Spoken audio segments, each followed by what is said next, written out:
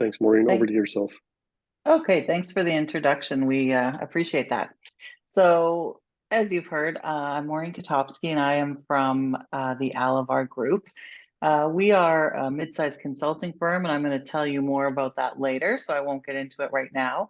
My role at Allevar is the VP of Solution Delivery, so I work closely with our clients, I work closely with our staff, and thrilled to be part of this event tonight with you. Mitchell? Yep. Hello, everybody. I'm Mitchell Wood. I'm a relationship manager here at Allevar. So what I do is I manage a lot of our relationships with our clients. I find new leads, and then I do some of the recruiting. Off to Karthika.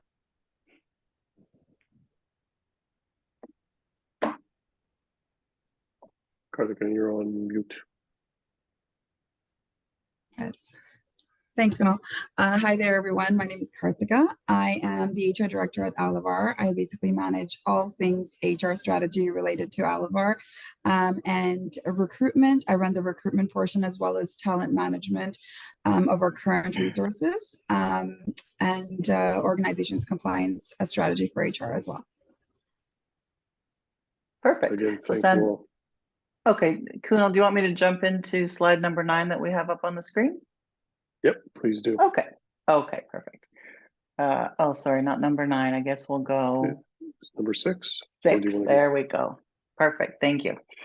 So as Kunal said, Allevar is a mid-sized consulting firm. We do embrace talent. We embrace working in the financial industry. We primarily work finance, insurance, and then some retail as well. So I think first I want to take a minute and just say congratulations to everyone for being here tonight. I know at the end of the day, it's like, ugh, a webinar, is that what I want to do? But managing your career and your personal brand takes work. So it's actually a job to set yourself up for success. And at 51 years old, I don't think it's anything you can ever stop doing. So attending events like this and really investing in yourself will pay off for your entire career. So building that network, spending the time doing things like this is really what's going to make a difference in your career. So a bit about Allevar. We're thrilled to be a partner with Getting Ahead. As we've talked about, we love to work with new grads. We do a lot of work with new to Canada. So we are thrilled to be part of this because I think that will help introduce us to some of you that will allow us to grow that space. So we are a mid-sized consulting firm. We have both full-time and contract employees. So I know we heard that you learned about what contracting is in one of your webinars or one of your sessions. So we work with consultants that want to be independent. So we bring them on with us, and then we'll make them find them a placement with one of our clients. We do also hire, as I said, full-time employees. So we bring people on, provide benefits, provide we think a very nice family type of environment, and then have them working with our clients in their area of specialty. So we work, like I said, primarily financial, but we have a few different types of clients. We're often working in strategic types of programs.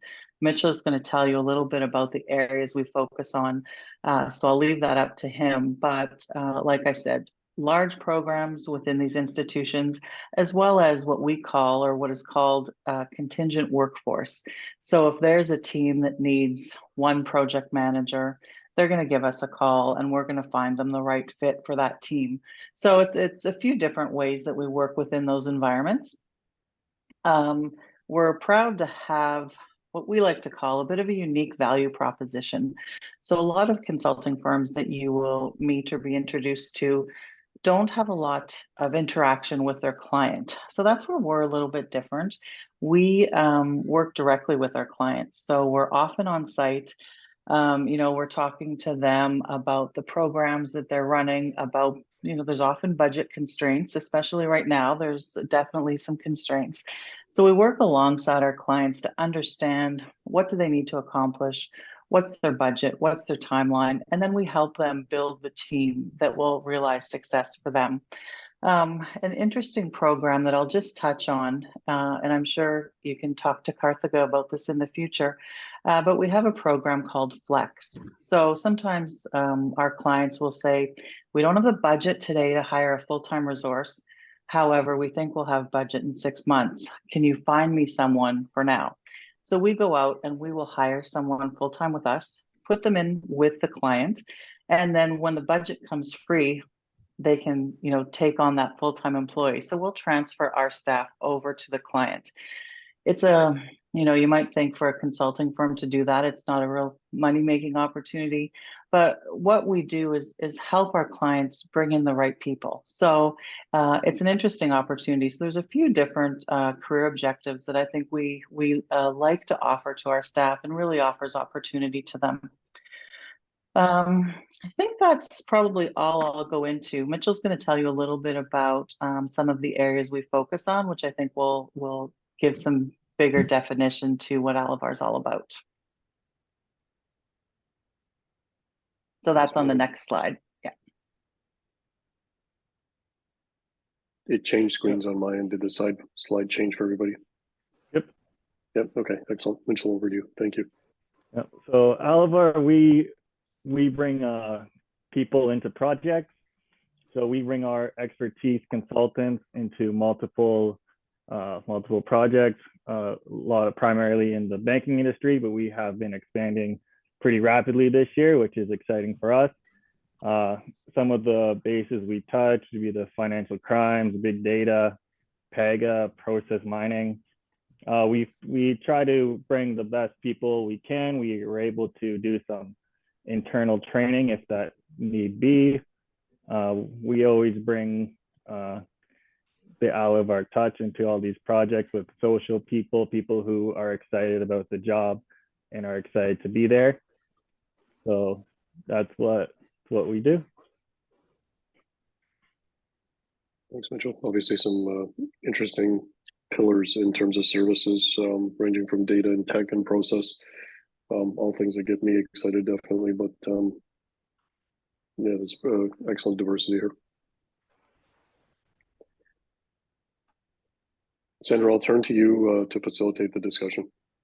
Great. So thank you, Maureen and Mitchell. That was really helpful, and Karthika too. I just want to call out, before I go through my little intro, how beneficial it actually is to have Allevar here with us today. I'm putting myself in the shoes of these mostly MBA students or master's level students. And if I had this opportunity to actually pick your brain on what good branding looks like when I was a grad student, I think it would have been a game changer in how I go about the process. So thank you so much for making the time, and looking forward to what you're going to talk about today. Just by virtue of introductions, I'm Sandra Nazir. I'm a management consultant. I'm a manager within the financial services industry, within a consulting firm, and I'm also the co-founder of Getting Ahead. I had the pleasure of meeting Kunal. He was one of the people that made a lasting impact on me. He was actually my mentor way back in the day. And so I've personally benefited from him. And when I knew this was coming about, I knew that he would be able to benefit hundreds, if not thousands and thousands of more of students. So I'm glad to be here and be a part of this. By virtue of the discussion, wanted to first throw it out here. We have a few people that have joined us since the last time. Sayani and Misha as well. Welcome. I'll throw it out there, and maybe you can just unmute and share your thoughts. So what have you guys heard so far about building a personal brand? I know there's a new course introduced probably in a lot of the schools, but what do you know so far? What are the important aspects of building a personal brand?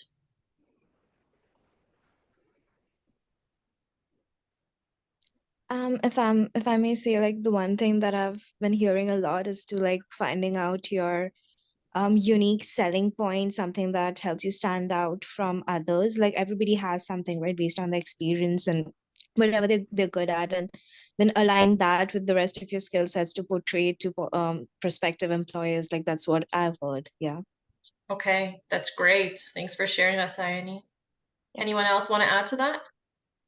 Yeah, I think it's basically what she said. It's a how creatively and with power you sell your unique selling point, because everyone has one, but it's important to discover that first and then sell it off in the market. Okay, great, Radhika. Yeah, I think that's the most difficult thing, to identify your personal USP, because a lot of times, especially I think in an MBA environment, uh, you kind of find the things that you thought were your USPs similar in other people. And then it kind of becomes the battle with yourself as to figure out what is your exact unique selling point. So I think that's the most difficult thing. Emily, I'm glad that you brought that up because you led me to my next question around what's actually practically difficult about building that personal brand. So I think that's exactly what you hit the nail on the head on right now. Does anybody else want to add to that? I'll jump in with my thoughts. I think a few things. This is hard. It's not something that's easy. It takes a lot of reflection. I think others have touched on that. For me personally, I don't think I figured this out probably 13, 14 years into my career, where I really understood A, what I'm good at, kind of where my interests lie and my skill sets lie, and B, what's unique about me, right? So, and it took time to really understand my passions, my skills, my value, and how, and the journey that it took to then understand, okay, here's what I am, what's different about me. And it takes time and experience to do, right? So it's not easy. I also think it's far more complicated in the world we live in today because of the number of social media channels and platforms you have to position yourself on, right? So it's not just about a resume, it's about a LinkedIn profile, it's about profiles on different sites, it's about different forms of media coming together and being able to consistently package yourself, if I can use that word, Yeah. in those different platforms. So I can Kunal, just jump onto that. Oh, sorry. No, go Go ahead, ahead. Maureen. I was just going to say, just to, like Kunal just said, it is packaging yourself and it does take time. And I think, to have this opportunity to be talking with people now at this point in your career is a great time to do it. Sometimes we think of, here's my certificate, here's my degree, that's who I am. But then also to package that with, what do I like to do? What makes me excited? What gets me to work on time? All of those things help make your brand. And I think sometimes we're hesitant to tell people. It's important. I think I'm all about the elevator pitch. So I think it's important to be able to summarize all of those things into your personal brand and package it, like Kunal said. Absolutely, Maureen. I was actually going to pick off of Kunal what you said. Maybe we'll do a quick roundtable. Very curious to know what the folks on the line, their personal brand is, maybe from Allevar and Getting Ahead. So Kunal, you were saying something. I'll ask you. Gonna put me on the spot right there, Sandra. Okay, well done. We'll chat about this after. Honestly, my personal brand is about transformation. It's a career that I've built. It's about two things: transformation and leadership. I love to change. I love the challenge of change, of innovation, of optimization. It's kind of what I do professionally. But I also have realized over my career, as much as that stuff matters to me, I never get to results without the right people and the right team with me. And I've said this during our last webinar, which in fact touches on some of these issues around branding, specifically understanding what your what is, your interests are, your value is. I realized over time, after several, at least a decade doing transformation work, and then looking back and reflecting, my brand is A, about transformation and impact, and B, about leading people and developing talent. Because I know that the impact that I've had it never came or wouldn't have come without the people that were there with me. So that essentially is my brand. It's about transformation, impact, and talent. Love it. And the reason I want to go through this is so that you guys can take kind of a vague mystery concept of branding and put it to a relatable sense to get an idea of people that are successful. What does that mean to them and what does it look like? And Maureen, I don't know if you wanted to add to that at all about your brand. Thank you for that. I think, what's important to me and has always been important to me is constant improvement. So there's there's a class out there called Lean Six Sigma. So it's an old certification from Toyota, actually. They started it many years ago. And what Lean is about that constant improvement. So being adaptable to change and really looking at yourself and others. How can we change? How can we do things better? So, that's important to me. So change, that leadership, mentoring. I love people. So I like nothing more than seeing people succeed and seeing how you can support and also step back and let people succeed. So I think that's key for me, as well as giving back. So this is a great opportunity, but I do a lot of volunteer work, so just seeing how you can sort of leave the world a better place than we found it. Well, I was going to share mine, Maureen, but I think you've covered them. On both Maybe fronts. we're sisters. Yes, I think you've covered them on both fronts, the giving part and the volunteering. But I just want to call out that my journey took a long time to get there, to understand what my brand is. And I remember being very confused, like from interviewing in MBA school till even working, 6 years in the same firm. It's definitely been a long journey identifying it. What I can say for me is I've landed on it's not about, I love delivering excellent work and I love being client facing, all of that stuff. I love strategy. But for me, it comes down to leading high performance teams, getting a team and building them up. And that is truly what my brand is. So I want you guys to start thinking about this stuff and what works for you. Prakhar, I know you had your hand up. Go right ahead. Thank you, Sandra. So yeah, while we are at the discussion of the challenges pertaining to personal brand, I like the inputs. It's all very relevant, I'm sure.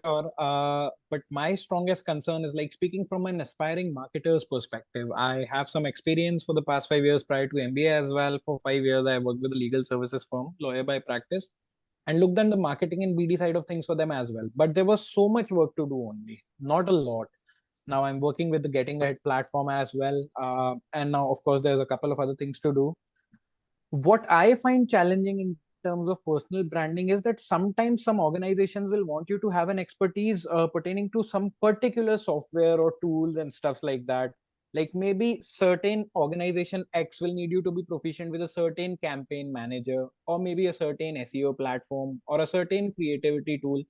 Now these elements will be completely different for another organization. So if you try to put all of it together in your CV, I've actually had a recruiter tell me that very recently through a screening call that it's practically impossible for me to believe that you know all of it, which was obviously not even true.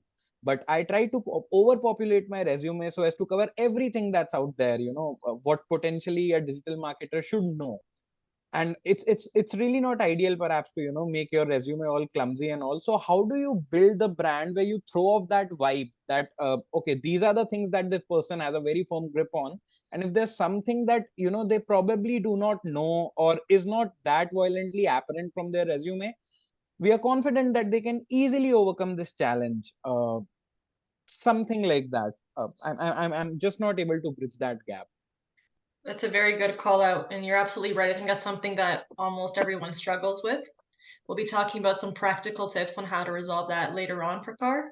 But for the most part, I'll say it's about the story. A brand is a story. And so that storytelling component of how you're knitting everything together, I'll give you guys an actual example from my side about how I bridged that gap, including diverse experience that was all over the place, but in a nice, concise story.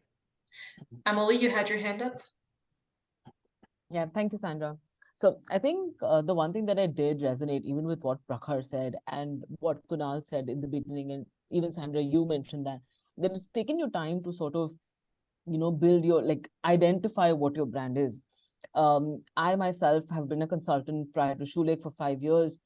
And I resonate with the fact that you said, that you enjoy working with people. That's something that I personally think is one of the things that I do well.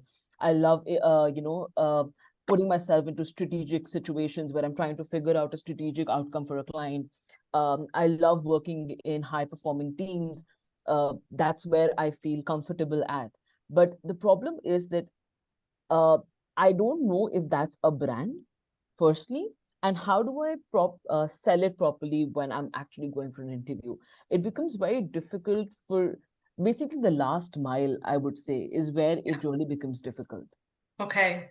Again, Emily, you you got us to our next point. And as I mentioned, I'll give you an example of how to bridge that story. That was not intentional, but I guess At what point in the job application life cycle does the brand matter? I want to hear your thoughts. Please feel free to go first. You can put up your hands or just unmute and say something. I think it's like, so my opinion on this would probably be towards when you're trying to reach out for jobs, maybe on your CV, obviously your LinkedIn is probably your perpetual brand. It sort of shows your entire story. But I guess it becomes more concise, like the way Prakhar was saying, when you're actually trying to go for particular jobs. I think that's when it becomes more concise and more targeted, probably. Okay. Anybody else? Any other thoughts? Same or different?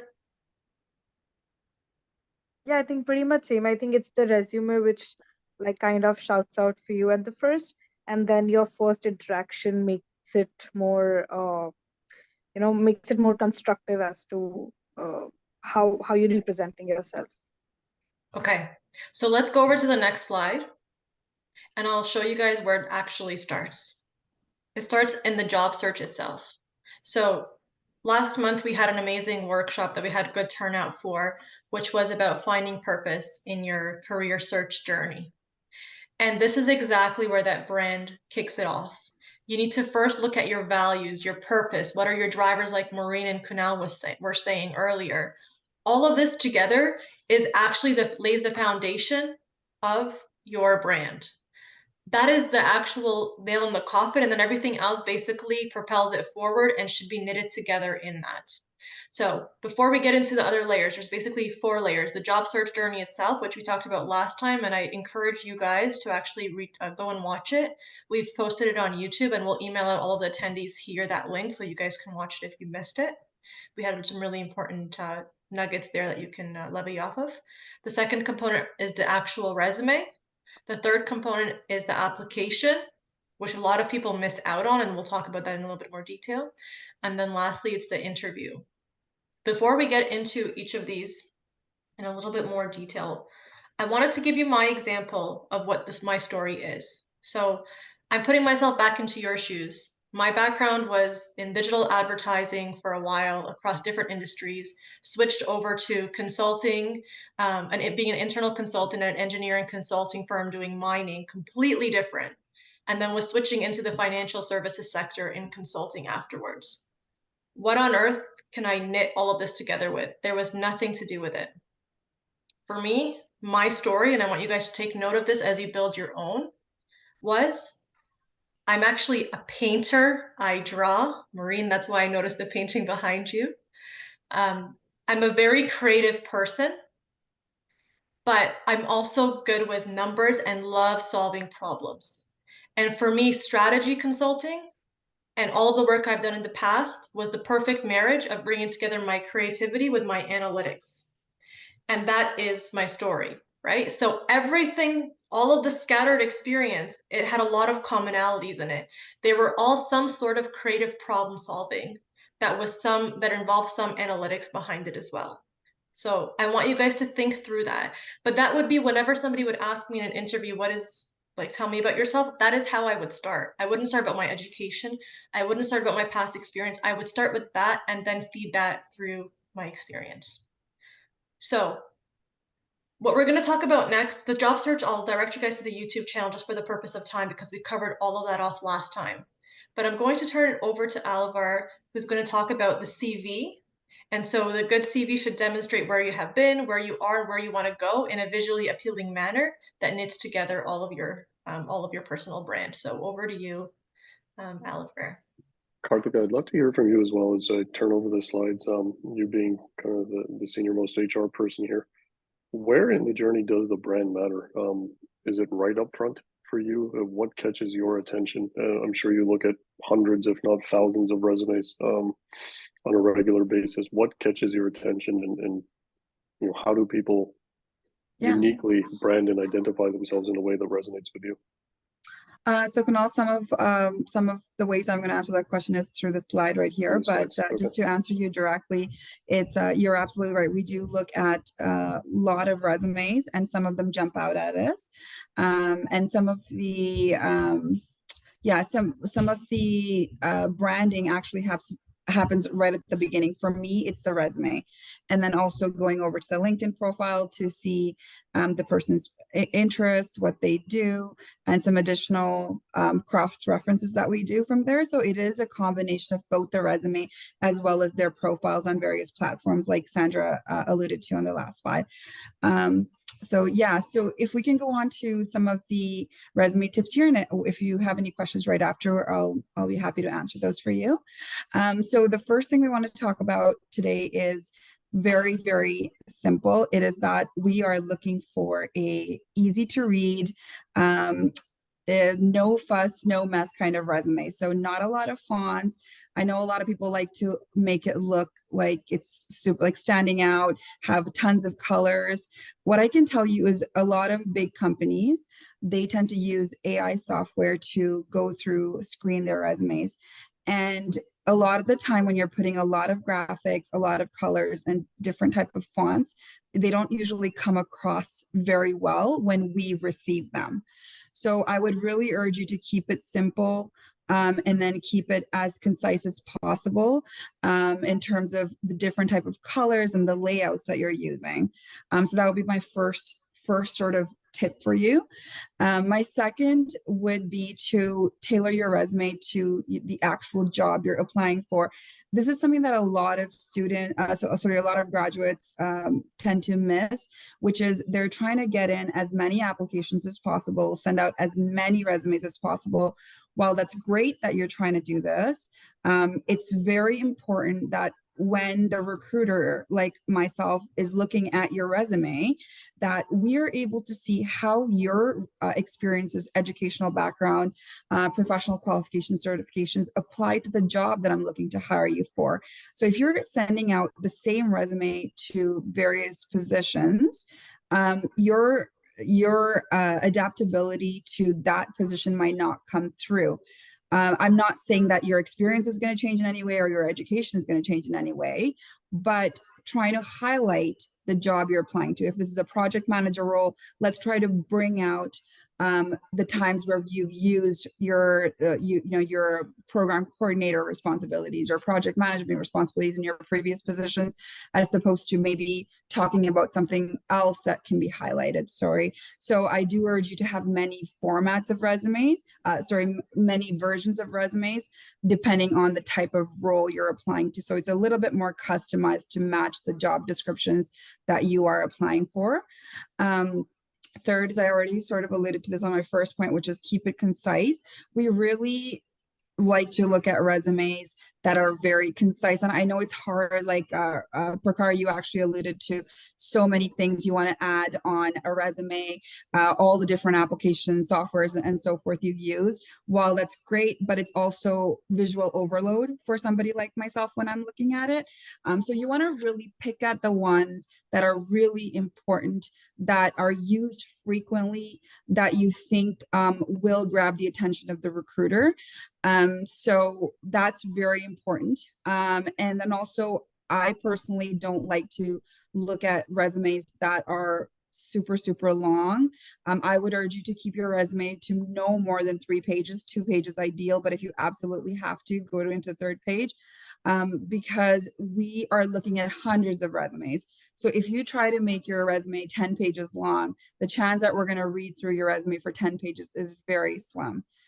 So just make it as concise, use the points. If you were at a position and you had 5 very important duties, highlight those very 5 important duties and responsibilities and how you contributed to that organization, as opposed to going through every single aspect of your job in detail. Another point I want to highlight is to use your, very relevant education. So we want to make sure that we're listing, and sometimes, especially in a world like today, we tend to forget the training and certifications that we've engaged in because we do so many online things. But it's real. This is a really important part that we do look at, which is how you're building yourself. It's not just your degree. You might have a master's, but from there on, what trainings have you partaken in? What additional certifications have you gathered? And that sort of is also building your personal brand, because it shows us hey, this person is always looking to grow. Maybe they're interested in this. They want to maybe look at becoming a Scrum Master in the future or whatever. It kind of also sort of builds that story by the training and certifications you've worked on after your degree as well. And the next one is sort of very simple, but a lot of people do miss this part is, I do apologize if it's super simple, but I see this on resumes so much that people put their first name, no last name, which I do not like. I do like a first and last name for sure.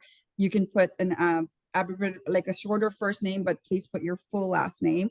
Your email, your phone number should be absolutely highlighted on the top. And now I would say your LinkedIn URL profile as well, which is very important to hyperlink so that the recruiter can easily click on it to go to the your LinkedIn page. Another point that a lot of people miss. So these are some very important information to put right at the top of your resume. So it's the first thing we look at. Again, sometimes I do see this, so I'll just let you know, like, do not include your birth date. I see this way more than you would imagine, like the actual year. First, we shouldn't be asking what year somebody was born in. It's an HR no-no. So please don't put your date of birth on your resume. Your marital status not on your resume. Do not put unprofessional email addresses. If you're looking for a job, please have most likely something to do with your name as an email address.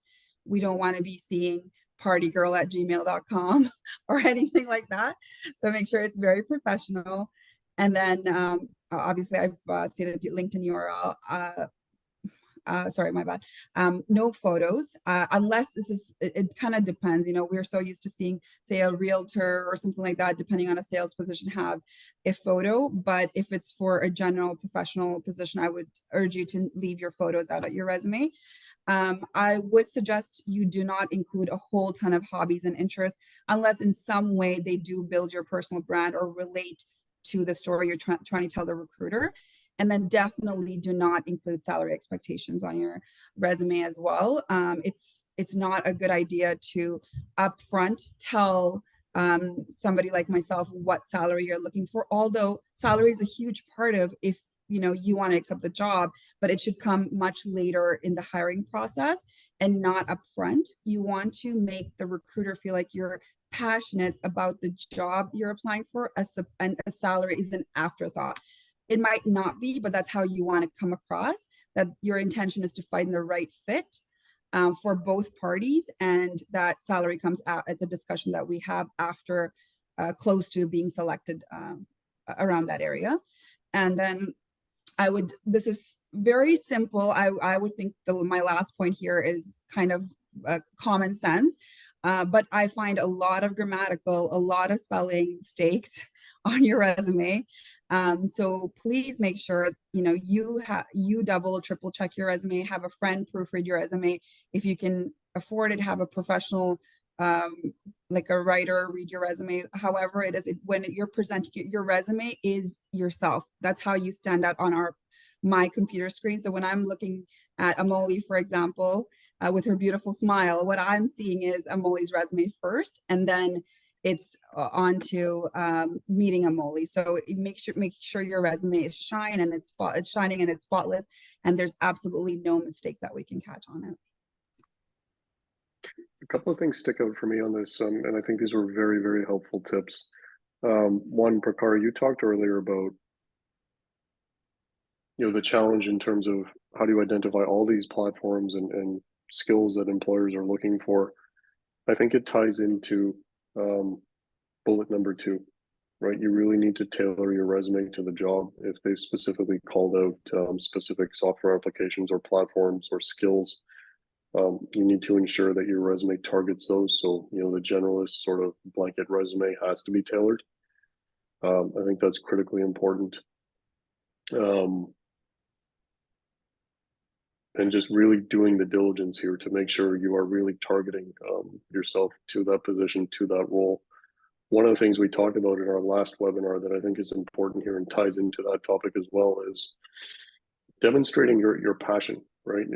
I think people quite quickly can see if you're simply using the same resume over and over again, specifically people in Karthika's position and hiring positions. they can pick up on the generalist approach pretty quickly versus somebody who's taken the time to really position themselves, brand themselves, target the resume, and put the time and effort into it. Karthika, back to you. Yeah, thank you, Kunal, for stating that. And Prakar, as you had mentioned regarding the applications, I do second what Kunal said. It's just to research the position itself and call out what they're asking for, and similar applications need to be added to that resume to tailor it. Right, I see. That's quite fruitful, to be honest. It's just that sometimes the diversity in terms of the nature of jobs you apply to is so widespread that again, it's just too time consuming a process to specifically tailor it out to each and every type. Like if I speak of digital marketing, I can tell you there's at least 100 different types of jobs pertaining to digital marketing alone. You need an SEO specialist, sometimes you need a tag manager, sometimes you need an analytics manager, then a content marketer or a social media strategist, which I'm currently working with the role. So yeah, but I understand the point. Yes, you, like you just said, in fact, you need to have a couple of versions of your resumes handy. Like maybe the way I am understanding is maybe shortlist a few job roles that you're open to working in, and then specifically tailor your resumes to those roles. Yes, if I'm not absolutely. mistaken. Exactly. That's a really great strategy, is to have tailored resumes for different types of venues that you're looking at applying to. I see. Thank you for the transparency, Karthika. This is really helpful to actually get it from the mouth of someone that does this day in and day out. Here's Sandra. Absolutely. Perfect. I think if you're ready, we can go on to your Sure. next slide, Prakar. Sorry. Yeah, Karthika, over to you. Okay, thank you, Kunal. So these are again some very helpful tips for how to attend an interview. So arriving early is very important. So that could be you want to, if you're going in person, which is really rare nowadays, to be honest. I haven't seen a lot of in-person interviews, but go in 15 minutes early. Doesn't mean you're going to be knocking on the recruiter's door 15 minutes early, but make sure you're there just to make sure you're not running late for any other reason.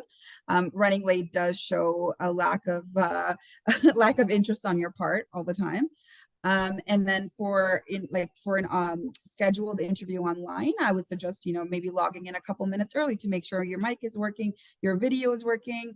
And while we're talking about video, I do need to tell you whether the person who's interviewing you or not is on video. You should be on a video. You always come across better when they can see a person to the name. So make sure you have that, and make sure the lighting is great and your mic is working, and you should be golden for those. Dressing appropriately. I know this is really a simple rule, but make sure you're dressed professionally. If you can, wear a suit. If not, a dress shirt that's ironed and you've groomed properly. All those very important. Researching the company. This comes as soon as you get the invitation for the interview.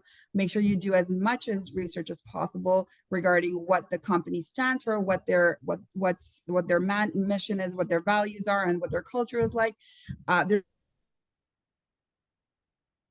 There's nothing more of a turnoff to me than when the person asks me, can you tell me about your company? Although I love to talk about the role or the team, but the company itself is something you should come into having researched a little bit, right?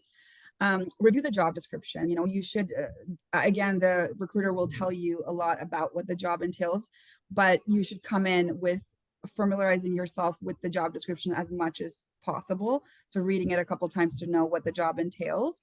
And then practice your responses. So this is important because if you just Google top 10 interview questions, you will get a few of them that most recruiters will ask. Where do you see yourself in 5 years? Things like, why are you leaving your current position? Those are like very common questions, and you should have a good idea how you want to respond to that in a pretty concise manner, right? So that, and then I always appreciate when my candidates leave the interview with asking some questions. So at the end of the day, at the end of the interview, I always say, do you have any questions? Never say no, because it shows a lack of interest again on your part. But again, you don't want to bombard them with 10 questions. come in with 1 to 2 or 3 questions that you feel will allow you to see if this job is right for you too. So you can ask about the team environment. Is this a 24/7 support culture? Whatever it is, ask something that's tailored to you making the decision if you want the job as well. I think, again, some really critical points. One, I'll share a story. Many, many years ago, call it 18 now. When I was 26, got my first management job at TD in wealth operations. And I'm not kidding. I beat out 100 applicants in a 400-person call center for one back office management job, simply because I wore a suit to the interview. Okay, I'm not making this up. And obviously I had the same skill set, same knowledge as the other applicants. The gentleman who hired me, who to this day I'm in touch with, taught me a tremendous amount about leading people and managing people. Openly told me at the end of the interview, Kunal, I'm going to offer you the job. And I said, why? And he said, honestly, of the 50 people that I interviewed over the last couple of days, you were the only one who showed enough respect for the job to wear a suit and to prove to me that you would treat this professionally. So I can't stress that enough. To prepare questions, I think for me, even to this day, 20 plus years into my career, one of the things that really works, to help reduce my stress level in an interview or in a client presentation, is ask questions, turn it into a conversation. And if it's less, I'll use the word interrogation.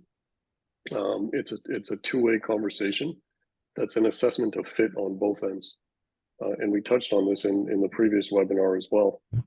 As much as you interview for a role and employers are assessing you for fit on a skill set, on a culture level, and on various different dimensions, you need to assess them in the same way to understand, are they aligned with your values? Are they able to provide opportunities that align with your career path? So do take the time to ask questions before you end up in a situation where you've walked into something which isn't the right fit on both sides. Absolutely, Kunal. Those are great points, and thanks for sharing that experience. It's funny that a suit can make that big of a difference, but it does for sure. And Kartika, your points were phenomenal. I think this is very helpful and very practical. So thanks for dialing it to be something that everybody can just walk away with these items. For Kar, I see you have your hand up. Yeah, thank you, Sandra. I'm sorry I'm bombarding with questions, but Kartika, something you said, it came across as very relevant, and I'm sure a couple of people have it in their minds about always making sure to ask questions in the end.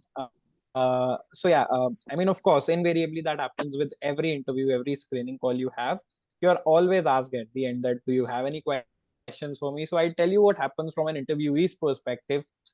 In your mind as an interviewee, if the interview hasn't really gone well, you kind of tend to abstain from asking questions because, I don't know, you just feel like winding it up ASAP to kind of make it a bit less embarrassing or so. And if it has gone well in your mind, perhaps you'd ask questions. But I just wanted to pick your brain a bit more on it. Like, what should those questions be like?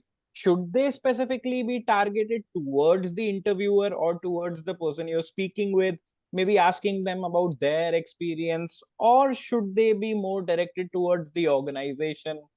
And if it's the latter, then what type of question should they be? Like, Yeah. where do you want to stop? Like, you should know, like, you cannot divulge a lot of information out of them, but Yes. what's the yardstick? So I would suggest questions that are really relevant to your position. So not the organization as a whole. Again, when you're going into the interview, you will have already sort of researched on the organization. Obviously, if you have any questions specifically, feel free to ask at this point regarding the organization. But generally, the questions you're asking should be tailored to your specific role. If you're hired, what does that look like? How many people are on this team, right? How many people am I going to be working with? What is the team culture like? Something that's really specific, like Kunal said, I definitely second that. As much as they're interviewing you, you're also gauging if this is the right fit for you. So to ask those very important questions, say they come back with an offer, that you can say, you know what, this looks like a place that I would love to work for as well.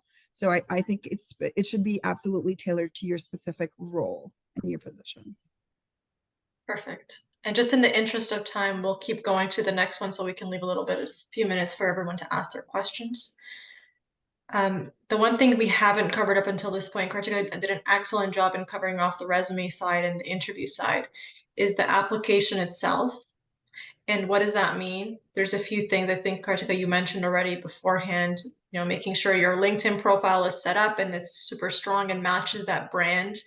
Even the photo there should match your brand. If you're more of an outgoing person, if you're quieter, like it'll have a different stance, it'll have different probably colors that you're wearing, but it should very much be a brand of what you're trying to show to the employer and to everybody else around you. And keep in mind, not just the employer, but to your network, which is really where a lot of opportunities come from.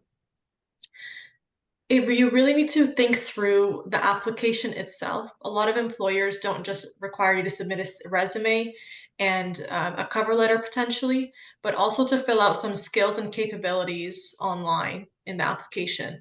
And here's where I've seen a lot of students especially get very demotivated to fill it out properly. And that makes a huge difference on the screening itself. So if you're not entering in the information into the data fields, it makes it very hard to be located for what you're actually being hired for. So don't forego that and spend the time taking the time to actually go through that relevantly. I'll go on to the next section very quick. Just one thing I'll call out actually before we forget. And the previous one, sorry, is add the links, as Kartika mentioned. Put the links that are relevant.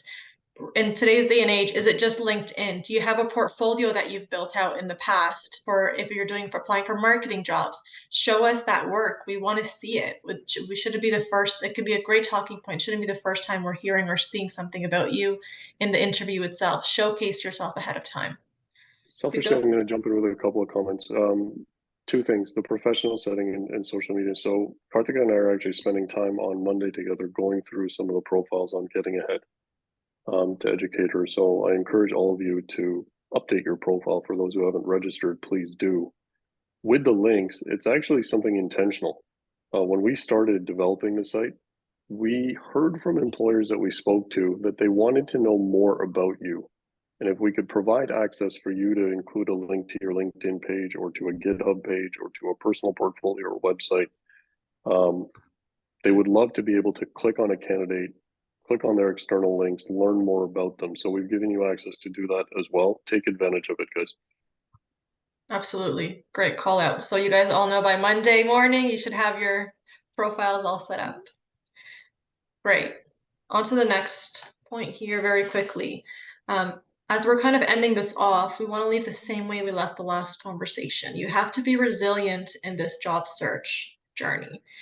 None of us got our jobs by applying to a single job and landed it. That's not how it works. I don't remember personally, I applied to over 100 jobs in order to land the job that I could not be happier to get, right? And it took a lot of networking ahead of time. So it takes time, but you need to dedicate yourself towards it. And I know it's hard as students because you have all those other priorities, but focus on it. I want you to take a look and see everyone that's been around you that's graduated. I can guarantee you, you will get a job, okay? Speaking from experience, you will find a job. It's hard because when you're in it, you don't realize that, but if precedence has it, everyone finds a job. Keep in mind what we talked about last time. Sometimes it takes little baby steps to get to your ideal dream job, but figure out what are those key things that you want to learn and develop in and where that role can help and support you in to get there, okay? Reflect. You've gotten through really difficult situations in the past. This is no different. You're going to be able to get through this, but just remind yourself. And the last point is really explore. This is the perfect time, especially as grad school students are wrapping up their education, to leave every stone unturned. I know for me, there was a lot of confusion. I wasn't sure what I really wanted to do. Is it consulting? Is it banking? And I had a ton of coffee chats. I had 2 or 3 coffee chats lined up every single week during my MBA for the last semester and started that actually earlier than that. So take the time to actually reach out to people and to get to know what they're saying and to explore all of the different areas. So with that, I think that's it, right? Upcoming webinars we'll talk about very quickly, but there's a bunch of other things coming up. How to network when you don't have a network. That's a huge issue for international students, and I think a few of you on this call are. We have an upcoming webinar on that. We have ethics and values in your career, making the transition from international experience to Canadian experience, and a bunch of other things that are coming up as well. So we'll send out emails, so please feel free to join us in that time. just going to pause here and open up the floor to questions, or Maureen, Kartika, and Mitchell, if you guys, and Kunal, if you guys have anything to add.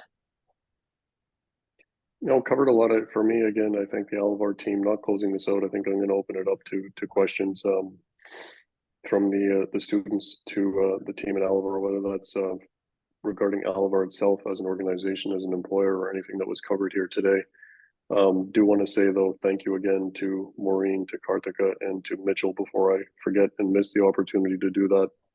The comment that I made at the start of the session with Maureen proactively reaching out and being so enthusiastic about the platform after I made my first post is not lost upon me. I thank you for that. And again, it shows your commitment to talent as well as the organization's ability to or desire to engage talent in a different way and a diverse pool of talent. So thank you so much. Thank you for contributing to the community. When I actually built Getting Ahead, this was part of the concept, which was giving employers who potentially don't go to campus or don't go to the campuses that are represented on the platform the ability to give back to the community and to brand themselves through that. And I think this is an excellent example of an employer taking advantage of that. So thank you guys so much. I'll turn to the students on the platform. You have an employer, you have leadership from the employer on the webinar today, well into evening. Take this opportunity, ask your questions.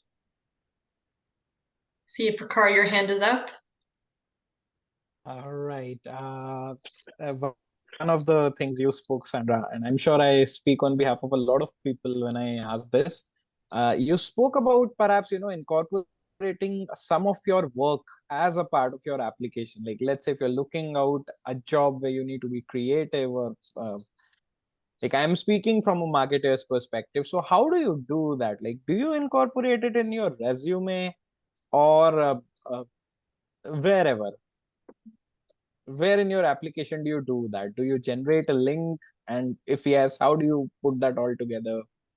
I mean, I can tell you what I used to do when I was in my marketing days, but I'll definitely allow HR and Allevar to chime in as needed. I Right, actually used to create another PDF showing the examples of that work with little description, a one-liner on what this is, what it was created for, and this outcome, intended outcome, and its success that it garnered. So I would actually create a resume and reference it in the resume, just say, have a look there when I'm applying, if it's through email. But I know there's a lot more advanced ways of doing that now, right? Like you can actually build a website and have them dropped in there. There are sites that can house that kind of stuff today. So that's kind of my experience, but I'll open up the floor if anybody else has other suggestions. It's a good practical question. I think I agree with Sandra, maybe not taking too much room in your resume itself. I know, for example, for developers, they've put a URL to GitHub, which is sort of their passion project for developing. So something like that, where we can see what your interests are, but it doesn't take a whole bunch of room on your resume, is a great idea, Sandra. Thank you for saying that. Perfect. Great. And Emily, did you have a question? Was your hand up earlier? There was a hand up. Yeah, it was me. It was Radhika, but I mean, it pretty much got covered. And so my question was also that, where to put a full stop in the resume. Like sometimes you have so much so forth to put in, like you want to tell everything, but you're overexcited. So your resume should not even sound like or seem like, it's like tons of thing in it. So where to put a stop? So it pretty much kind of answered in the previous questions. Yeah. I want to just adding to the point, Radhika, that you brought up, and it's whenever you're highlighting some of your experiences, we want to see some of the leadership roles you've been in your university time. Sort of all the maybe some of the clubs that you've played a critical role in. Those are all really great ways to highlight who you are and what you're passionate about as well. The reason why this questions came up is because as a part of my universities and everything, I've been a part of these things, and in the real life, like other than my marketing and event management experience, I have a lot of freelancing experience. So I've worked with major clients on freelancing. So sometimes I really want to put it out so loud on certain things with the projects that I have done before, but then I think that maybe it's too much on a 2-page paper or a 1-page paper.